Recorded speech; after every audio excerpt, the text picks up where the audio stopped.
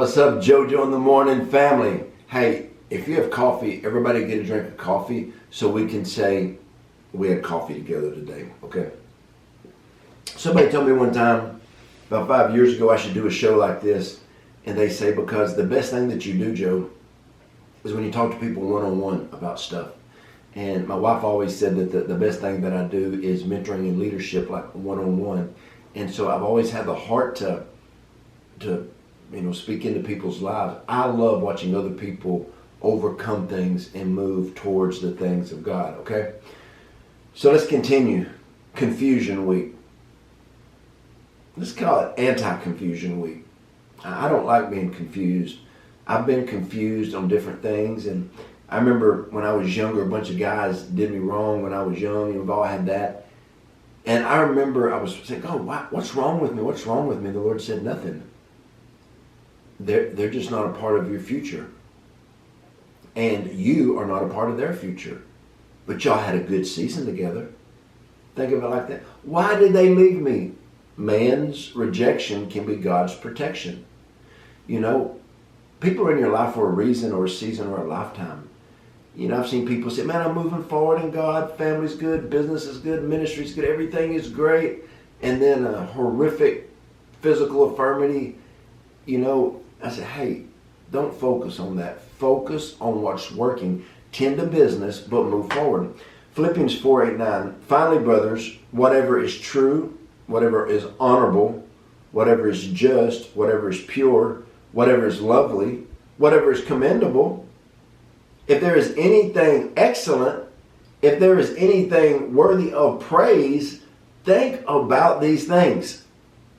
And it says, whatever you have learned and received and heard and seen in me, practice these things, and the God of peace will be with you. The Bible did not say, finally, brethren, whatever is bad, whatever is gossip, whatever is a bad report, whatever is unjust, whatever envy or jealousy you have, think on those. No. Let's go back to yesterday. You know, God is not the author of confusion, but of peace. The last part of the scripture says, if you focus on these things, the God of peace will be with you. Peace for 500, please. I don't want confusion in my life. Confusion does not look good on me, okay? Peace looks good on me. You know, married, kids, multiple ministries, business. I need to be at peace. I need to lead with no confusion. A lot of times people have confusion because of self-afflictions.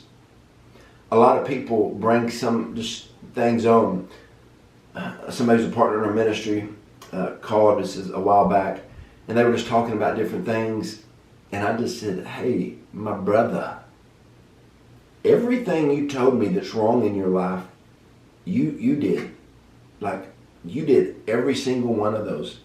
It sounds like to me God has been so good to you, and you've done 4 things that set your life on a downward spiral. He said, yeah, I pretty much make a mess of everything. I said, well, let's change your mindset, and instead of going down, let's go up. Start thinking on the things that are true, honorable, just, pure, lovely, commendable, excellent, praiseworthy. Let's think on those things, and let's move forward with the proper mindset. Quit bringing in confusion. If someone keeps rejecting you, why do you keep moving forward with it? Someone told me, they said, oh, I invited somebody to church the other day and they didn't want to come. And I said, how many times have you asked them? They said 5. I said, I know. You tell me about every one of them, and they keep telling you no. They know where you go to church. They know that you love them, but quit getting hurt. Well, I can't figure out why they just won't come. Call them and don't ask them to church. Just love on them. And you may drop a line like, man, I'm so excited for church tomorrow. But don't ask them or you're going to run them off. You reach out to them and let them know how much you love them. And if you've already invited them numerous times, they'll show up one day. They'll show up.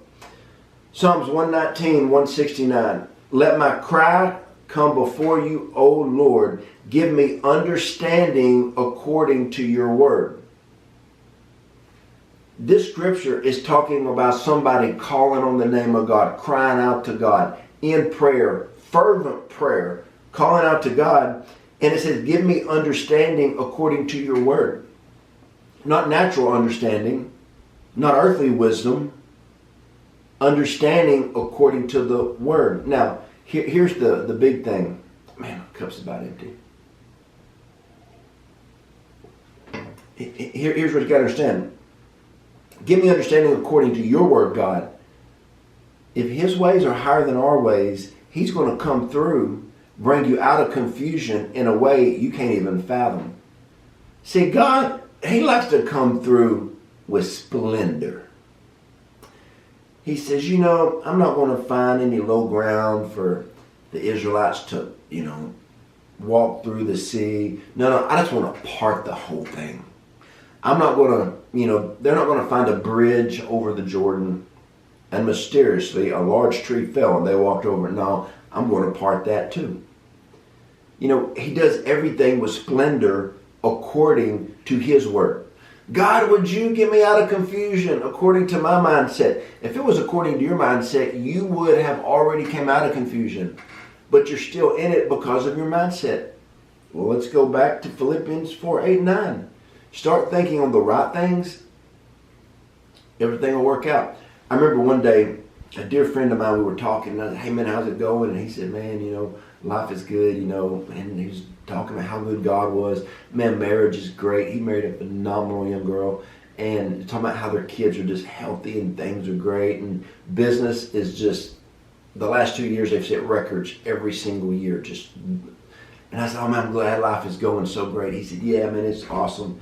At the end of our conversation, I said, hey, can I pray with you about something? He goes, yeah. My mom got a horrific report. And I said, oh. Well, my uncle also got a report. I said, whoa. He said, yeah, and then I got this bad doctor's report. It was bad. And I said, bro, you just acted like you're living your best life. And he said, well, I don't want to talk about all the bad reports I got. And then he quoted to me Philippians 4:8. He said, Joe, you're always talking Philippians 4:8. So that's what I'm talking about. And I'm not worried. Those 3 reports are done with today. One right at miracle after miracle after miracle. When the negative report comes out, I put the positive right on top of it. No confusion. Let's go to Psalms 119:34. Give me understanding that I may keep your law and observe it with my whole heart. That is a cry from our heart. Okay, most people. God, I pray that you would bring me out of confusion and deal with this person that hurt me. Give me that job that I'm not qualified for. Let the man of my dreams or girl of my dreams marry me. No. The prayer is, give me understanding so I can navigate my life through a kingdom lens, the mindset of the kingdom, that I may keep your law and observe it and understand it with my whole heart. Spirit, soul, body. My mind and my emotions will understand the kingdom and give me the understanding to maneuver through this life and do exactly what you called me to with no confusion. No confusion.